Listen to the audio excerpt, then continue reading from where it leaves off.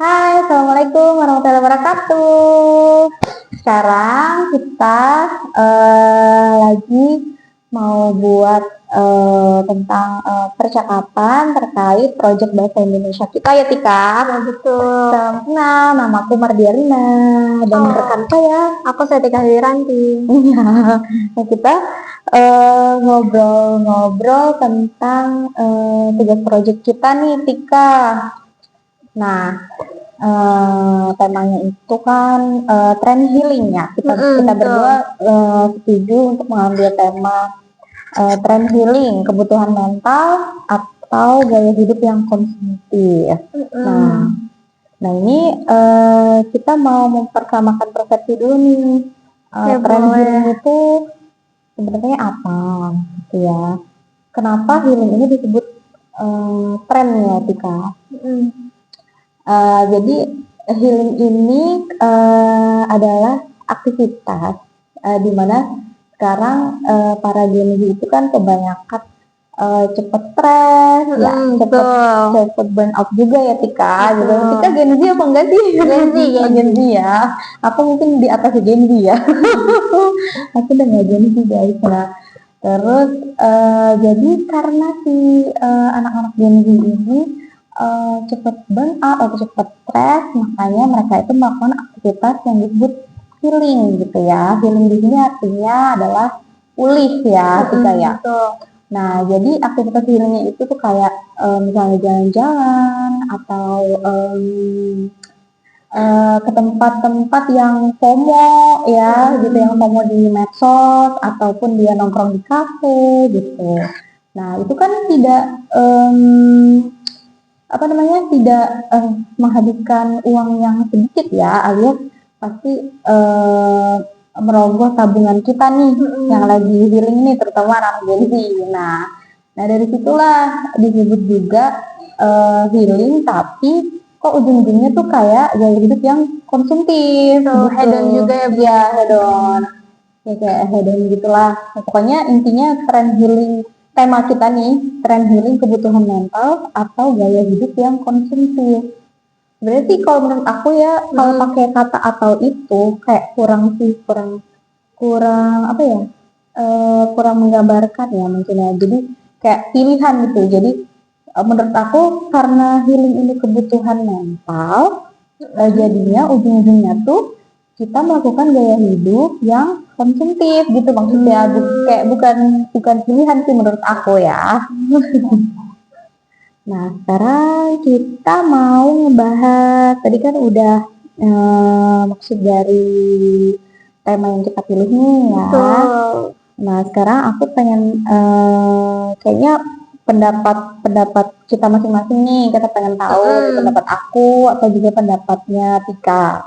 Nah, kayaknya pendapat Tika duluan aja deh, kayak gimana terkait tren healing ini gitu. Kalau menurut aku tren healing ini sebenarnya tuh cara kita untuk pulih gitu loh, jadi bukan sekedar jalan-jalan kemana, makan apa. Jadi tentang kita mencari kayak ini sebenarnya gue ngapain sih gitu, kayak butuh waktu untuk sendiri, waktu untuk kosong, memulihkan semuanya gitu. Dari kerja kan capek, jadi kita butuh kayak some space buat diri kita sendiri. Itu sih, ini bukan sekedar kayak mau jalan-jalan enak, mau makan enak, bukan cuma yang FOMO-FOMO aja sih sebenarnya ya. Kalau menurut aku harusnya tuh nggak kayak gitu. Harusnya kita mencari tahu kayak, burnout kenapa bisa burnout, kenapa, apa yang udah gue lakuin selama ini ya. Harusnya tuh buat tempat merenung sih, bukan untuk gaya-gayaan pamer-pamer ataupun kewajiban. Itu menurut aku udah salah kalau dijadiin kewajiban. Salah ya, apalagi bisa nguras tabungan kita juga ya ujung-ujungnya ya. Harus kebalik.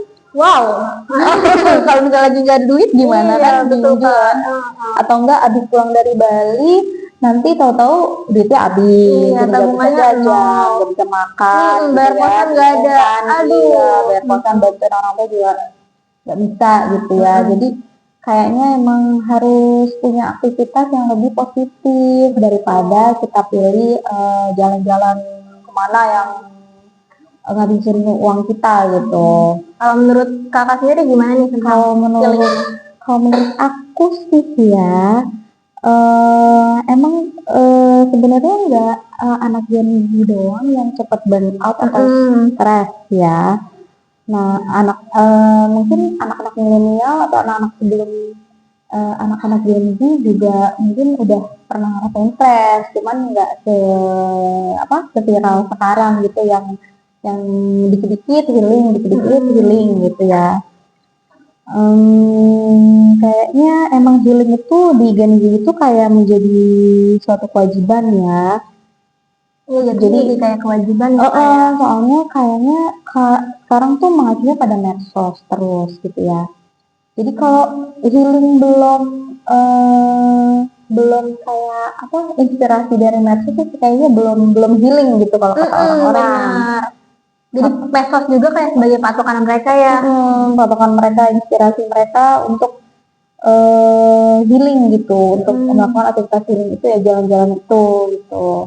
Nah, padahal tuh belum tentu kita ngelakuin healing ala-ala medsos itu tuh belum tentu kitanya nanti pulang dari sana kita jadi happy atau lebih tenang gitu, itu belum tentu. Makanya di sini kita mau ngebahas gimana sih caranya nanti healing kita itu jangan ke arah yang konsumtif gitu.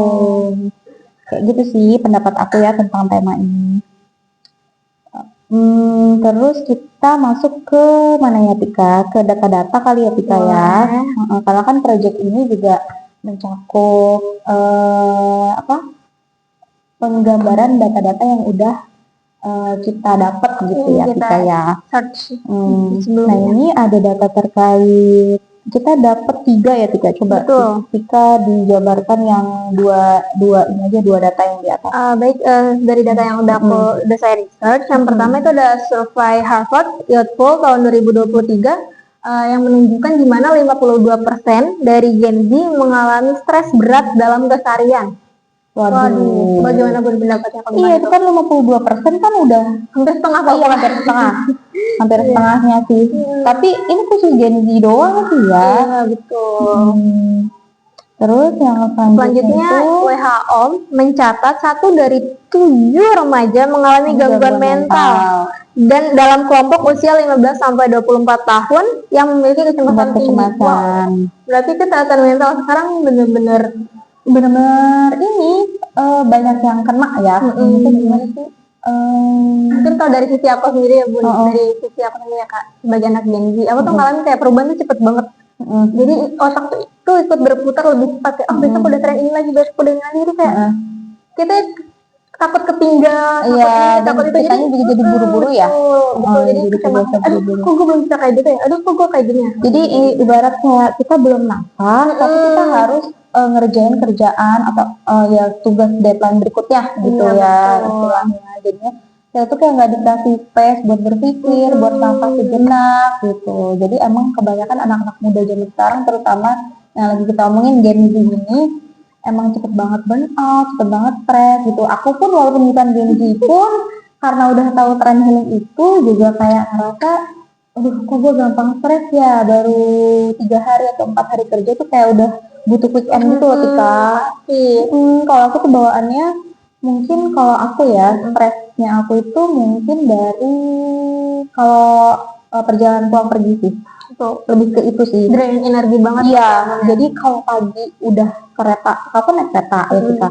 Kereta tuh udah rame, tuh udah kayak menyedot energi aku sangat banyak. Sedangkan aku belum sarapan atau mungkin aku kurang minum. Jadi nyampe kantor tuh udah capek banget, baru memulai aktivitas udah capek, kayak butuh ketenangan dulu yang stabil baru mulai kerjaan. Sedangkan kerjaanku terkadang membutuhkan pressure gitu, pagi-pagi dikit pressure gitu loh kita, entah itu dari kerjaan aku sendiri ataupun dari lingkungan sekitar aku gitu. Jadi kayak Sabtu Minggu tuh udah kayak pengen healing sebenarnya Tika, kayak pengen ke suatu tempat gitu yang indah-indah. Cuman kan masalahnya kita juga ada kuliah, tugas juga numpuk. Nah itu juga faktor stres juga sih sebenarnya, tugas yang menumpuk itu. Apalagi kita kan kayak pas karyawan ya, kayak Jumat sampai Sabtunya udah full kerja, Sabtunya harus kuliah. Dan alhamdulillah sih nggak sampai malam ya, cuman kan karena tugas-tugas kita yang menumpuk aja gitu ya. Kita yang numpuk. Iya, sebenarnya kita nggak mau numpuk, cuman karena kita bekerja jadi agak susah sih mengatur waktunya untuk tugas-tugas kita ya. Harus nyolong waktu. Udah gitu deadline-nya deket-deket gitu. Termasuk project ini ya. Nah, curhat dikit, iya curhat dikit ya. Jadi kita berpendapat tentang press kita tuh kayak gimana. Nah, ini ada lagi data lagi yang tadi ya agak skip ya. Laporan Populis 2024 juga menyebutkan 67%. 67% loh. Itu udah lebih dari setengah banget ya. Berarti udah banyak Gen Z Indonesia mengalami burnout. Itu tadi yang tadi di awal udah kita sampaikan kan. Jadi Gen Z itu sering burnout ya Tika. Betul. Akibat kuliah, kerja, atau tekanan lingkungan sosial. Jadi kalau menurut aku di kantor itu kan ada persaingan ya.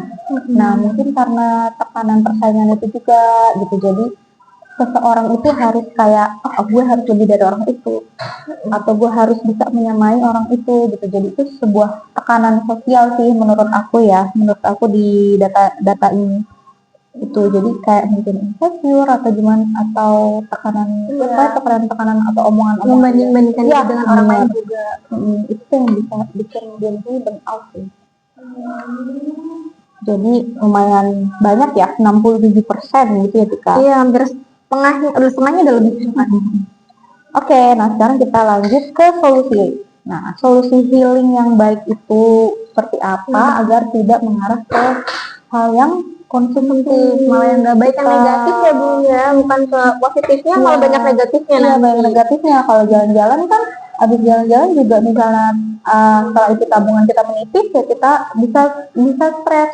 Nah, bisa makin stres, atau stres kita yang awal belum terilis gitu ya, terpulihkan gitu. Dan nambah lagi yang baru. Iya, nambah lagi masalah yang baru gitu. Ya kalau orang kaya sih bebas ya. Kalau dalam hal ini kita sebagai pelajar, sebagai mahasiswi, atau sebagai karyawan lah, Karyawan sebagai karyawan.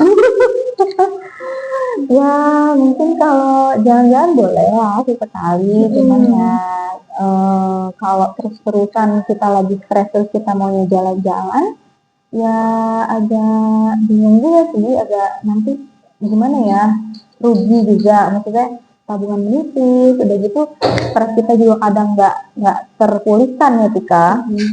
Nah coba Tika jelasin aja gimana sih solusi yang baik sih agar tidak mengarah ke pola konsumtif nih para Gen Z.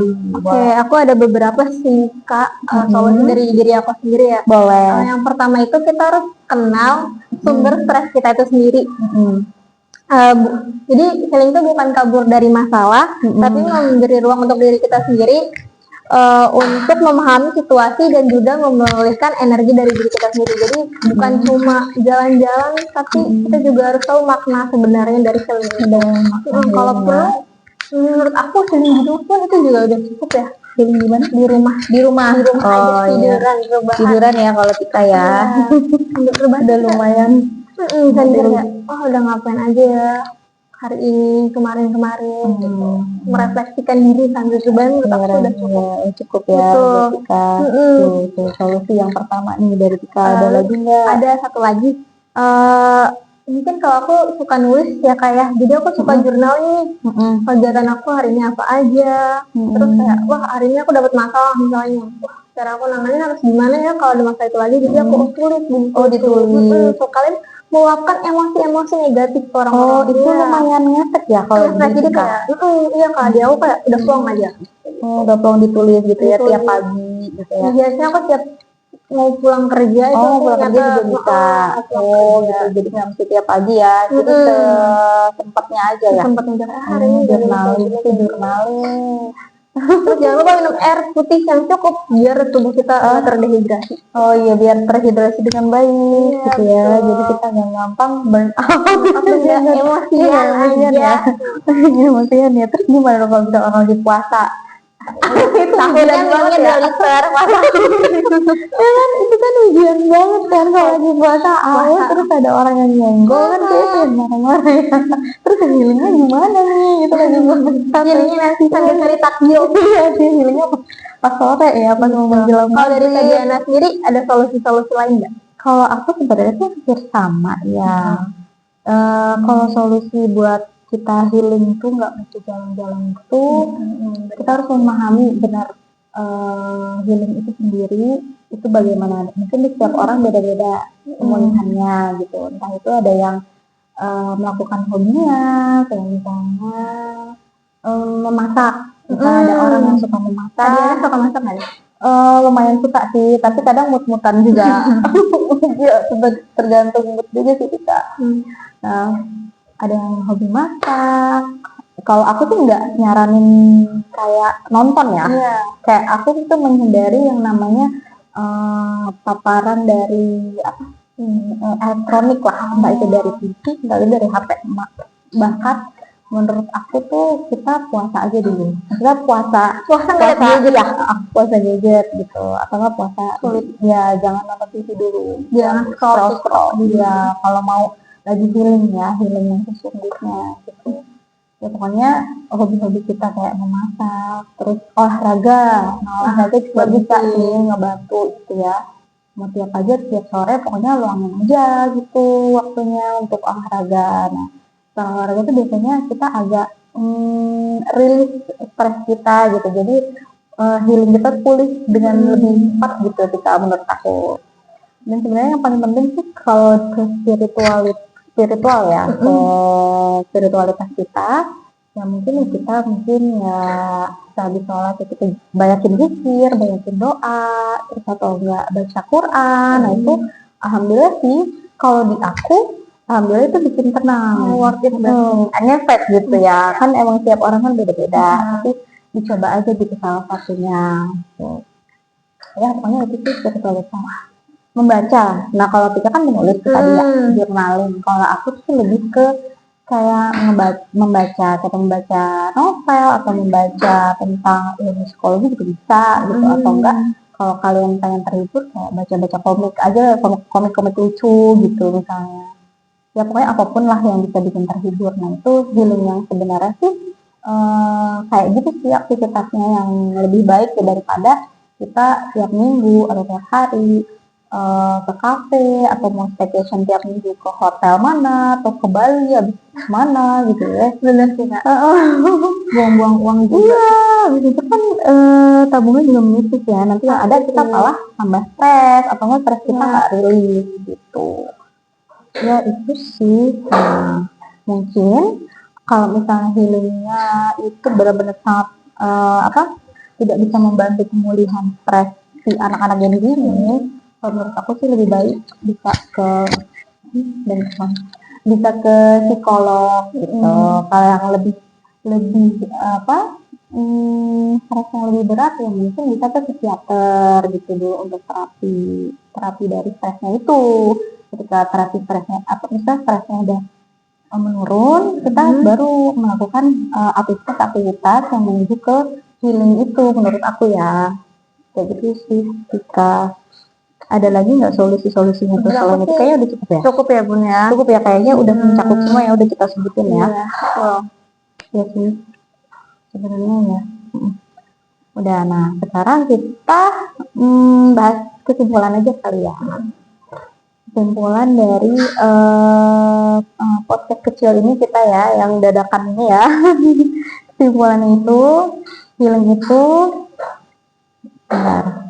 healing itu kan proses pemulihan diri ya, yang dibutuhkan oleh semua orang. Nah, Gen Z itu mengalami stres yang tinggi gitu, jadi nggak heran kalau tren healing ini udah marak saat ini gitu ya.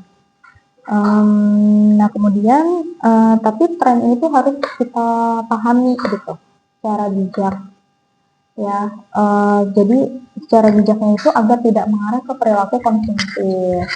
Ibarat kata kalau misalnya kita stres kan kita suka jalan-jalan, atau biasanya kalau ibu-ibu, sebenarnya nggak ibu-ibu aja sih ya, yang ini biasanya kayak menuju impulsif buying gitu. Betul. Jadi kayak belanjanya tuh kayak ini beli itu beli dan hampir tiap hari gitu. Nah itu kan perilaku yang konsumtif dan menunjukkan kesan yang impulsif buying ya, yang kita kenal saat ini gitu. Nah healing yang sehat itu yang tadi udah kita sebutin solusi-solusinya ya Tika. Betul. Nah, itu tuh healing yang sehat itu harusnya membuat kita lebih tenang, ya lebih tenang. Terus kita menyadari sebenarnya apa sih yang benar-benar anak Gen Z butuhkan gitu Tika ya, yang kita butuhkan. Itu aja sih kali ya. Atau ada lagi Tika tambahannya? Ya, jadi kalau menurut aku kesimpulannya? sedikit, jadi healing itu bukan cuma soal gaya hidup atau kebutuhan instastory. Itu kan diri kita sendiri, kita yang tahu mana yang perlu, mana yang enggak. Jadi menurut aku harus bijak juga. Enggak semua tren diikutin, healing ke sana, healing ke sini, juga kita tahu kebutuhan diri kita sendiri biar benar-benar pulih. Ya, benar-benar pulih gitu, sehingga nanti kesehatan mental kita lebih terjaga gitu ya. Dan kita harus masing-masing bisa memilih cara aktivitas atau healing yang lebih bermakna buat diri kita. Gitu yang tadi kita sebutin ya, semoga bermanfaat ya solusinya gitu ya. Terutama juga buat kita berdua nih, kalau lagi stres gitu ya. Jadi kita udah tahu nih ngerilis stres kita masing-masing itu kayak gimana gitu. Jadi tidak berujung ke perilaku yang konsumtif gitu. Itu kan negatif ya. Jadi kita lakuin aja hal-hal positif ya yang bikin kita cepat healing gitu. Oke, teman-teman, itu aja sih kali ya Tika ya. Makasih banyak ya Bun ya atas makasih juga kali ini, sangat ya, makasih juga udah insight baru juga menemani aku untuk membahas proyek bahasa Indonesia ini Tika.